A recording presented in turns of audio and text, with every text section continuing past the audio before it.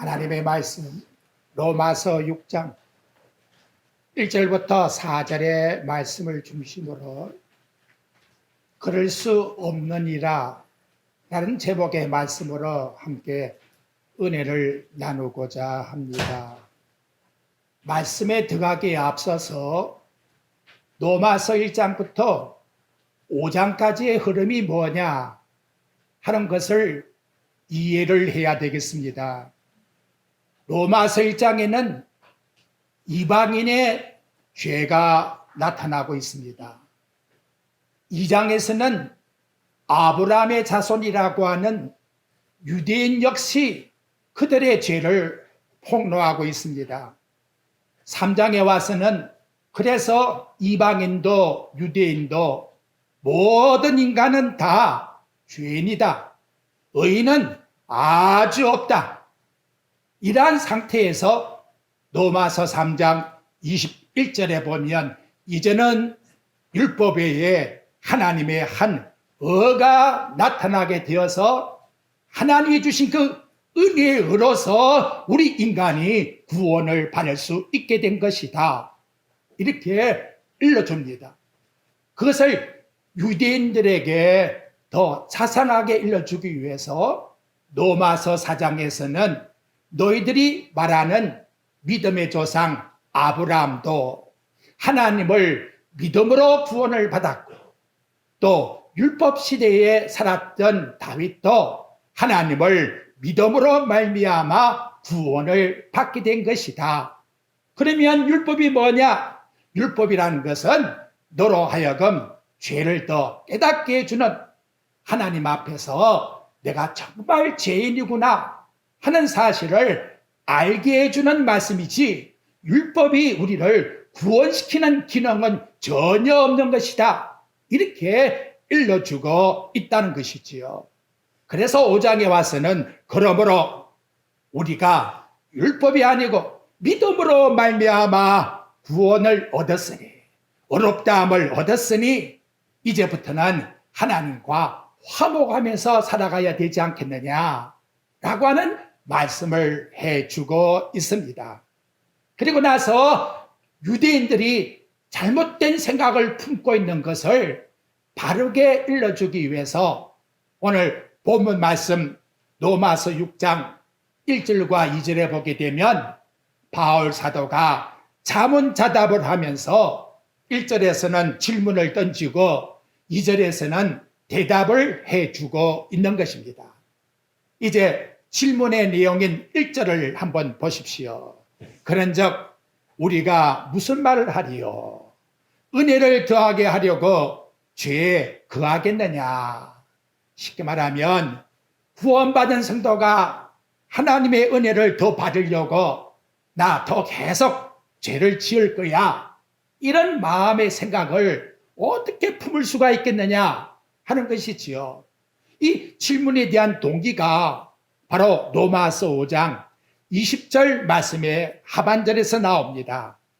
그러나 죄가 더한 곳에 은혜가 더 넘쳤나니 이렇게 바울 사도가 말해 놓으니까 혹자들이 바울에게 묻기를 그러면 하나님 은혜가 죄가 풍성한데 더 넘친다고 했으니까 우리가 죄를 더 많이 짓게 되면 하나님이 더 많은 은혜의 풍성함을 우리가 누릴 수 있겠느냐 이런 질문이 나오게 되었다는 것이지요. 하나님께서 사망의 그늘에 있어 하나님의 심판 아래에 있는 자들에게 그 놀라운 사랑과 자비로서 죄에서 해방을 시켜주셨는데 이런 놀라운 구속의 은혜를 받은 자들은 마땅히 하나님 앞에 감사함이 넘쳐야 될 것이고 또한 내 마음속에서는 나는 다시금은 그런 죄 속에 들어가지 아니할 것이야. 이런 다짐을 하면서 살아가는 것이 당연하다는 것이지요. 근데 오늘 본문에 나타나고 있는 질문을 보면 오히려 나는 죄를 더 많이 지어서 더 큰 은혜를 받아야 될 것이야. 이런 어찌 보면 마귀도 하나님 받은 그 은혜를 잘못 생각하게 만들어서 무서운 과오를 더 범하게끔 유도하고 있다는 것을 이 본문에서 우리들에게 느끼게 해주고 있다는 것이지요. 그래서 이 대답을 2절에서 바울이 말씀하기를 그럴 수 없다. 매우 과단성 있는 엄격한 거절을 하고 있습니다. 만일 하나님께서 지금까지 지은 죄를 다 용서하셨으니 앞으로 더 많은 죄를 지어도 하나님 다 용서해 줄 것이야. 이런 마음을 품고 산다 할 것 같으면 이는 하나님이 나에게 주신 은혜에 대한 배은망덕한 불순한 생각이라는 것이지요.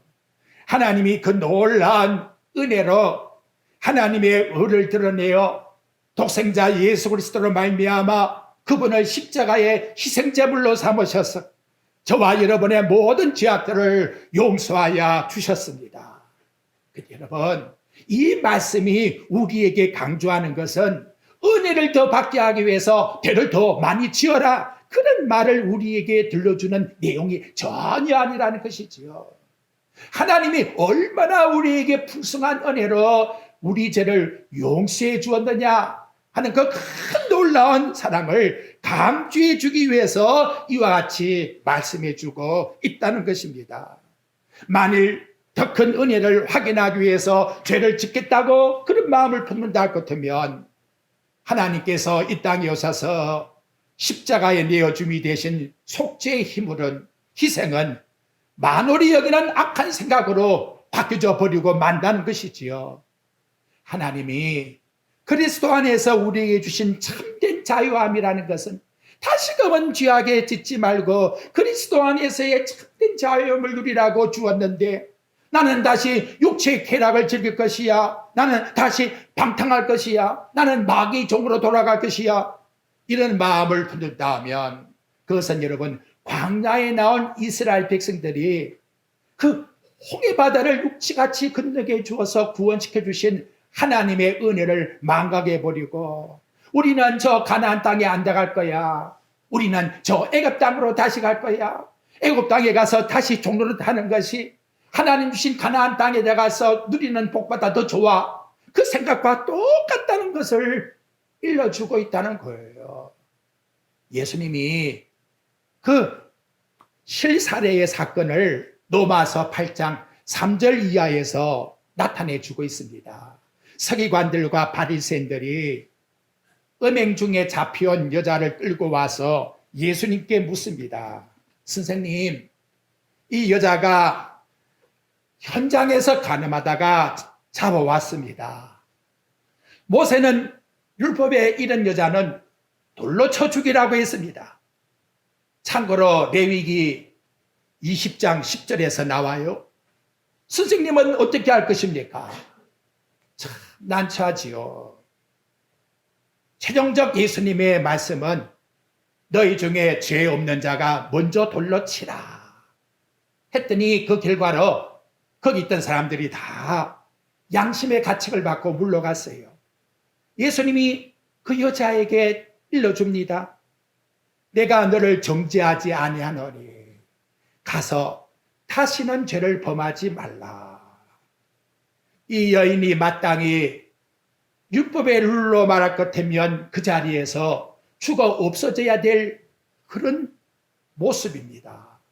하지만 예수님의 놀라우신 은혜가 그 여자의 죄를 용서해 주어서 다시금 살 수 있는 기회를 만들어 주었다는 거지요.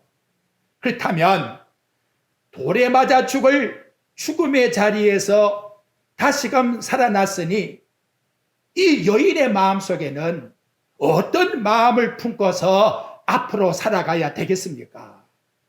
로마서 6장 1절의 질문처럼 예수님이 용서가 많으시는 분이니까 나 또 나가서 다른 남자와 가늠하며 쾌락을 누리고 즐길 것이야. 음행하여 또 돌아와서 예수님께 제 용서를 구하면 용서해 줄 것이야. 만약 그러한 마음을 마음속에 품고 있다면 이것은 예수님의 말씀을 우롱하는 행위에 불과하다는 것이지요. 사탄은 이런 가설을 가지고도 얼마든지 우리 성도들의 은혜의 법을 악용할 수 있다는 것을 생각하셔야 돼요. 심지어 무서운 말을 해요. 난 지옥 가서 견디면 내가 못 가서 견디겠느냐? 이거 정말로 악한 세대 속에 우리는 살아가고 있다는 것이지요. 만일 이 여인이 진정 예수님의 용서를 알았다 같으면 나는 이 자리에서 죽어 사라질 것인데, 하나님 너무나 감사합니다. 망각하신 그 은혜와 사랑을 잊지 않고 이제는 앞으로 죄를 범하지 않고 가정을 지키며 하나님께 영광을 돌리며 살아가겠습니다. 이런 모습이 여러분 자연스럽게 나오지 않겠습니까? 그래서 바울 사도가 1절 말씀과 2절 말씀에 중요하게 두 가지의 내용을 일러줘요. 6장 1절의 하반절에 보십시오. 뭐가 나오지요? 죄에 그하겠느냐? 이 단어가 나오고 있다는 거지요. 죄 속에 계속 어떻게 용서받은 사람이 머물 수 있겠느냐? 그것을 일러주고 있다는 거예요.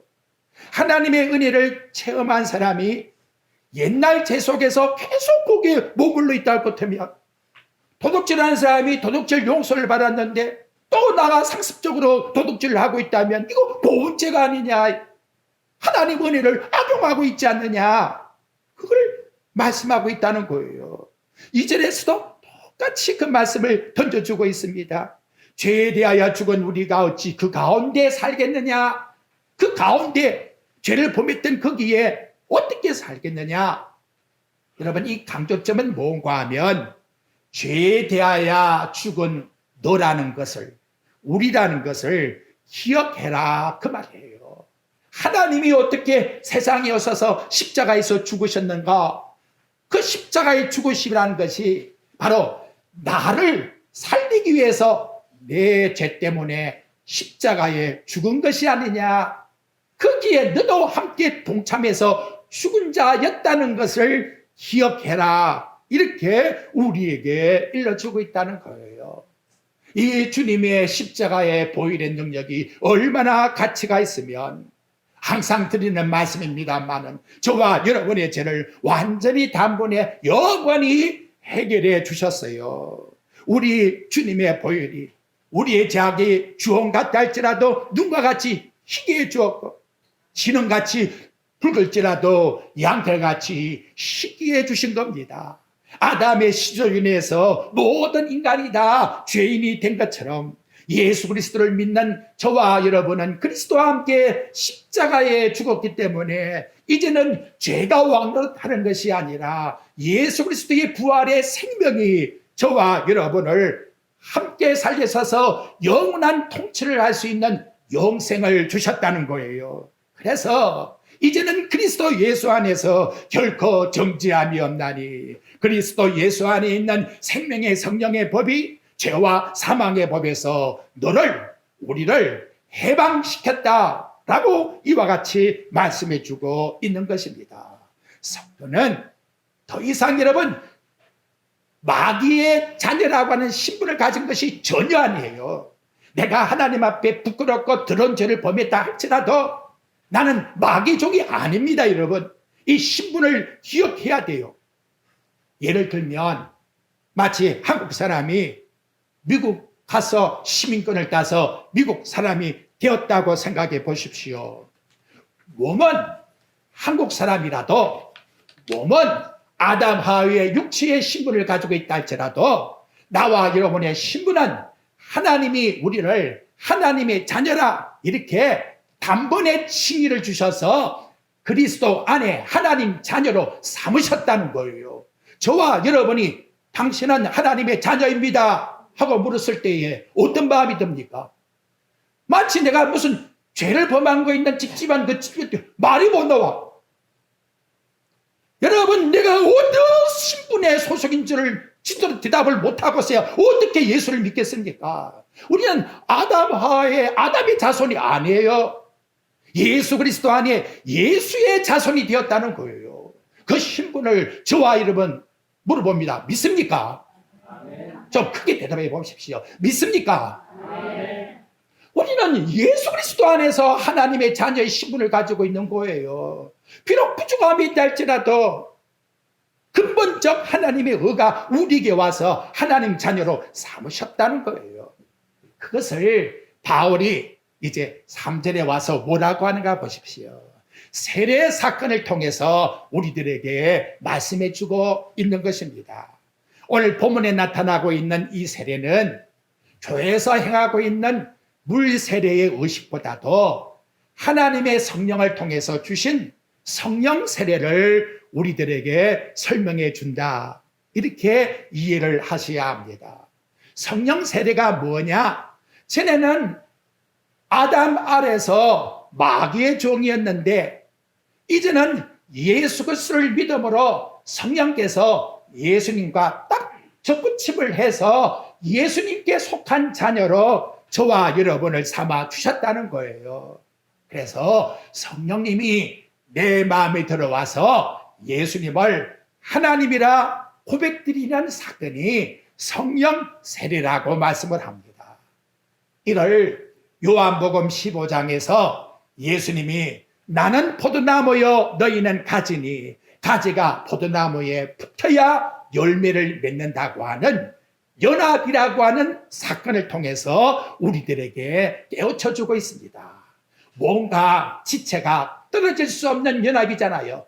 우리 새끼손가락 하나도 절대로 떨어질 수가 없어요. 작다고 해도 부족하다 할지라도 내가 다른 걸 못한다 할지라도 절대로 지체에서 떨어질 수가 없어요. 몸에 붙어있는 지체요 중요한 기능을 하고 있다는 걸 생각하셔야 합니다. 그래서 바울은 오늘 본문 말씀 3절부터 8절 이하에 보게 되면 합하여 라고 하는 단어와 함께 라고 하는 단어를 연합이란 단어와 함께 마치 8번이나 사용을 하고 있습니다. 너희는 마귀의 종이 아니고 예수님께 소속되어 있는 하나님의 자녀로 하나님 안에 있는 신분을 가진 자라는 것을 절대로 잊어버리고 살아가지 말라라고 저와 여러분들에게 말씀해 주고 있다는 거예요. 한국 사람이 미국의 시민권을 가지게 되었다면 이제는 한국의 법을 따르는 것이 아니라 미국의 법을 따르는 거예요. 그 미국의 법을 따른다는 말이 뭐냐? 우리는 옛날에 과거에 아담 아래서 따라갔던 그 인간의 법을 따르는 것이 아니라 하나님이 주시는 은혜의 법을 따르는 거예요. 은혜의 법이 뭐냐? 율법을 지키는 법이 아니라는 거예요. 여러분 오해하지 마십시오. 저 목사가 율법을 지키지 말라고 했다고 그런 뜻이 아니라 율법을 지키는데 왜 지킵니까 여러분? 십계명을 왜 지켜요? 아무리 지켜보십시오. 구원 못 받습니다. 왜? 인간은 그 율법 속에서 내 죄만 자꾸 깨닫게 해주는 거예요. 내 양심만 자꾸 괴롭게 해주는 거예요. 있으면 나와봐요. 아브라함이 그렇게 구원받았어요. 다윗이 그렇게 구원받았어요. 아담의 후손 중에 누가 율법을 지켜 구원받은 사람이 있습니까? 우리는 믿음으로 은혜의 법 속에 사는 거예요. 율법을 지키려고 하는 목적이 아니라 하나님 주신 은혜의 법 속에서 살아가는 거예요. 율법에 초월된 살아도 주를 위하여 살고 죽어도 주를 위하여 죽나니 이것이 은혜의 법이에요. 째째하게 이거 지켰다 안 지켰다 그런 정도만 내 목숨을 내어놓고 지키는 법이 은혜의 법이라는 것을 꼭 기억해야 합니다. 그래서 바울이 갈라디아 2장 20절에서 말씀해요. 내가 그리스도와 함께 십자가에 못 박혔나니 그런즉 이제는 내가 사는 것이 아니요 율법에서는 자꾸 내가 살려고 하지요. 이제는 내 거란 건 다 포기한 거예요. 오직 내 안에 그리스도께서 사신 것이다. 이제 내가 육체 가운데 사는 것은 나를 사랑하사 자기 자신을 버리신 하나님 아들을 믿는 따라해 봅시다. 믿음 안에서 사는 것이라. 기억하셨죠? 그러니까 예수 믿는 사람의 죄가 뭐예요? 믿음으로 안 살면 죄가 되는 거예요. 이게 얼마나 우리에게 중요한 내용입니까? 율법의 초점이라는 것은 율법의 행위를 가지고 하나님 앞에 구원을 받겠다고 덤비들고 있지만 인간의 이 모든 것을 완전히 하나님은 차단시켜버렸어요. 그래서 하늘로부터 우리에게 내리신 한 의, 그러나 이제 한 하나님의 의를 너희에게 주었노니 그분이 바로 예수 그리스도시여 그분을 믿을 때만이 구원을 받는다고 하는 하나님의 확실한 증거를 온 인류들에게 남겨주었다라고 말씀해 주고 있는 것입니다. 나와 여러분이 이제는 십자가 아래서 죽었고 이제는 그리스도와 함께 살게 되었으니 우리의 모든 삶의 생활은 믿음으로 그분을 따라서 신실하신 약속 속에서 그분께 순종하며 살아가는 삶을 우리에게 요구하고 계십니다. 그것을 신학적으로 승화라고 우리에게 말씀해 주고 있습니다. 저와 여러분이 신분적으로는 예수 그리스도의 죽으심과 부활을 통해서 하나님의 자녀가 되었어요. 소속을 우리 정확하게 합시다. 자다가 누가 탁 때리더라도 나는 예수님께 속한 사람이라고 확실하게 저와 여러분이 정부해 줍시다. 하지만 우리 몸이 아직도 아담의 후손이기 때문에 이 아담의 후손이 따라주지를 못해요. 그래서 오라 나는 공고한 사람이로다. 이 사망의 몸에서 나를 어떻게 구원시켜 주랴. 미국 사람은 되었는데 미국 사람의 삶을 살려고 하니까 여기도 부닥치고 저기도 부닥치고. 그래도 여러분 뭐예요? 미국 사람이라는 것이지요. 나와 여러분도 마찬가지예요. 그래서 오늘 바울 사도가 6장 11절에 보게 되면 중요한 말씀을 하나 던지고 있습니다. 보십시오 여러분.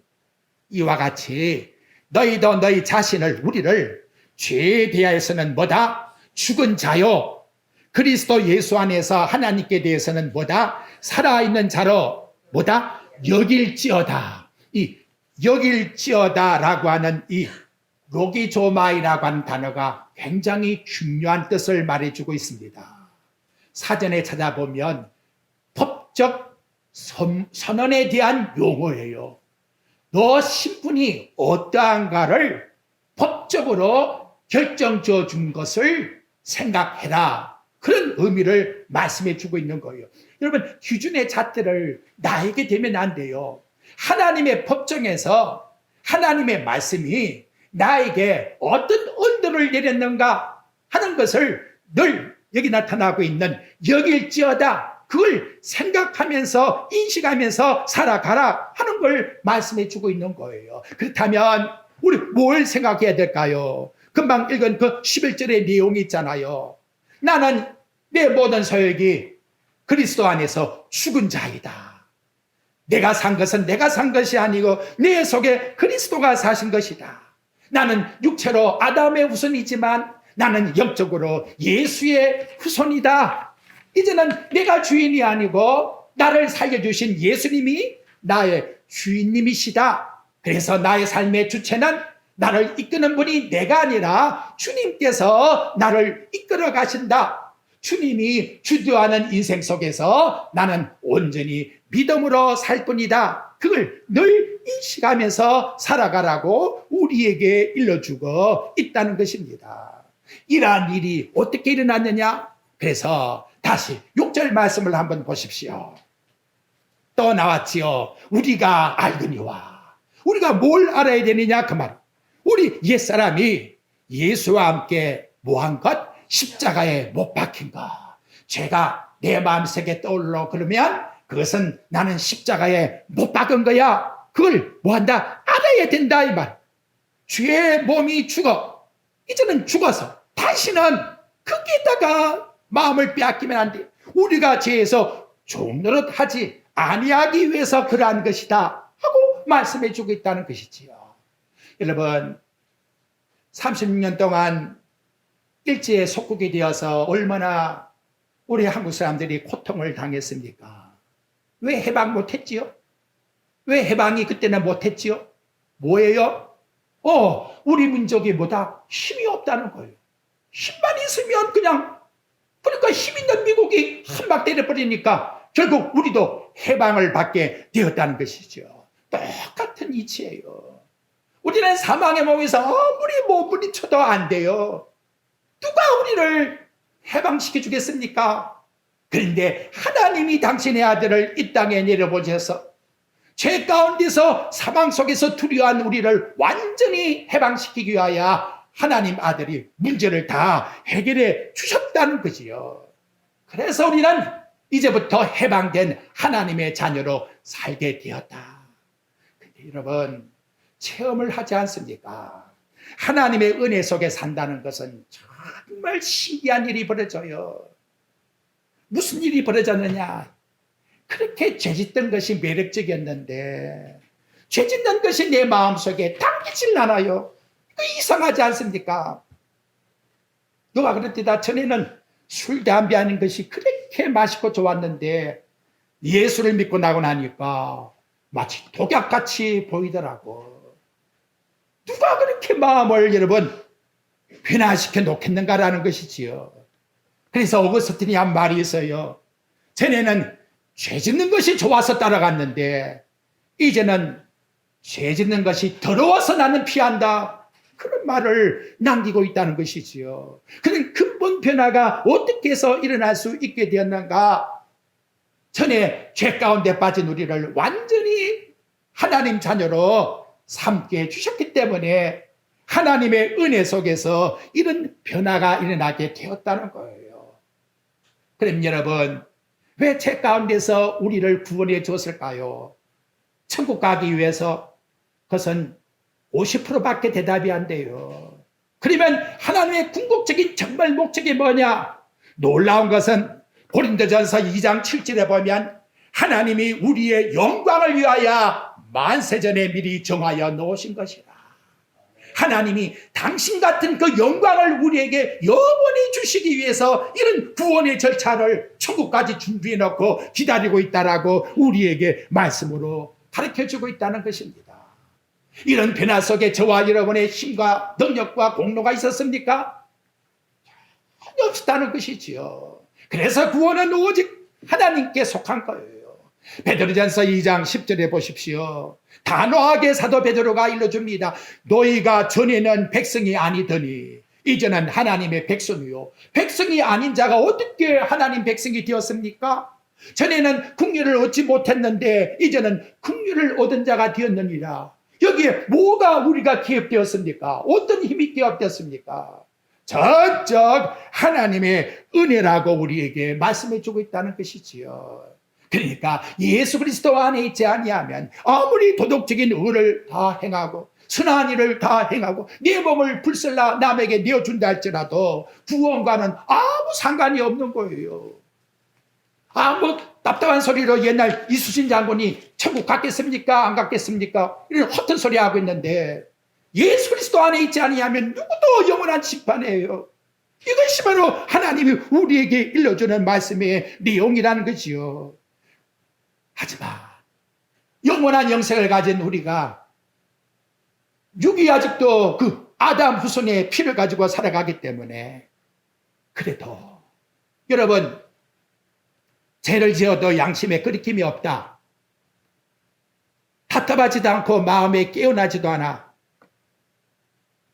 여러분 내 마음속에 답답하고 내 마음에 이렇게 살면 안 돼 하는 그 양심조차도 없다 같으면 심각한 문제라는 것이지요. 그래서 사도 요한이 요한일서 1장 8절과 10절에 말해요. 만일 우리가 죄 없다고 말하면 스스로 속이고 또 진리가 우리 속에 있지 아니할 것이요. 만일 우리가 우리 죄를 자백하면 그는 믿으시고 오로사 우리 죄를 사하시고 모든 불의에서 깨끗하게 하시는 분이시라고. 얼마나 우리에게 놀라운 하나님의 은혜로 저와 여러분을 이끌어주고 있습니까? 하나님의 자녀라고 완전주의자는 없는 거예요. 하지만 그 과거의 아담 아래에 있었던 마귀의 종은 절대 아니라는 것을 나는 확실하고 명확하게 하나님 앞에 고백하며 내 허물됨과 부족함과 양심의 허물을 하나님 앞에 자백할 수 있는 하나님 앞에서의 고백이 이루어져야 된다는 것을 일러주고 있는 것입니다. 하나님이 창세전에 저와 여러분을 하나님 자녀로 딱 삼으셨는데 이 땅에 있는 하나님 자녀가 세상 것 때문에 미혹되어서 흔들린다고 해서 그분이 하나님 자녀가 안 될까요? 하나님 그렇게 힘이 없는 분이십니까? 전혀 아니십니다. 그래서 하나님 자녀답게 만들기 위해서 하나님께서 사용하는 도구가 있다는 거지요. 자식이 내 자식 아니에요. 점수 좀 못 받아와도 나가서 싸움 한번 했어도 내 자식인 거예요. 그럼 어떻게 합니까, 여러분? 맨을 들고 때리잖아요. 너 똑바로 살아라고. 하나님이 우리를 하나님 자녀로 만드셨기 때문에 이제는 허물됨과 부족함을 하나님께서 저와 여러분에게 징계의 도구를 쓴다고 히브리서 12장 6절부터 11절에 우리에게 말씀해 주고 있다는 거예요. 인간의 욕심을 향해서 나갈 때에는 쾌감을 느끼는 것처럼 느껴져요. 근데 그 상태가 영적으로 보게 되면 마치 초점이 맞지 않는 안경을 끼고 있다는 거예요. 온통 흐리게 보이는 거예요. 안경을 끼기는 꼈는데 명확하게 보이지 않는 거예요. 그래서 하나님 징계를 딱 때리고 정신을 차리니까 렌즈가 딱 명확하게 들어와요. 밝게 보인다 이 말이에요. 그런 역할을 하나님께서 우리들에게 해 주신다고 말씀해 주고 있다는 거예요. 목사님은 무슨 죄, 양심을 그렇게 콕콕 찌르는 소리, 그런 말만 왜 하십니까? 저는 미국 목사님 비하면 아무것도 안 해요. 제가 글을 보니까 미국의 한 목사님이 죄 제한이가 교인 한 분이 총을 가지고 그냥 쏴버렸답니다. 간신히 총이 빗나가가지고는 죽진 않았대요. 그래서 그 다음에는 방탄 유리를 갖다가 앞에 대놓고 또 제소를 했다는 거예요. 근데 여러분, 왜 이 로마서의 말씀 속에서 이렇게 죄의 소리를 해야만 되느냐? 죄의 문제가 해결되지 아니하면 우리 역사 속에 있는 문제, 내 마음에 있는 문제, 인생의 문제가 미봉책에 불과한 거예요. 해결받을 수가 없다는 거예요. 하나님의 은혜가 들어와서 죄를 완전히 파괴시켜버려야 저와 여러분은 정말 자유롭고 기쁨 속에서 하나님 자녀로 살아갈 수가 있는 길이 유일한 길이기 때문에 바울은 이와 같이 죄에 대한 문제를 거론하고 있고, 어찌 죄 속에 들어가서 은혜를 더 받겠다고 그렇게 하겠느냐? 그럴 수가 없느니라 라고 하는 말씀을 6장에서 우리에게 나타내 주고 있습니다. 죄가 우리의 마음을 녹화할 때에 저와 여러분은 어떤 마음을 가지라고요? 그럴 수가 없느니라 하는 단호한 마음을 우리 마음속에 말씀을 가지고 물리치십시오. 영원한 생명을 보장해 주시는 예수 그리스도 안에서 성령의 능력으로 여러분의 매 삶 속에서 하나님의 영광을 드러내고 하나님이 우리에게 주시고자 하시는 그 영광을 바라보고 날마다 승리하는 삶이 되시기를 주님의 이름으로 축복드립니다.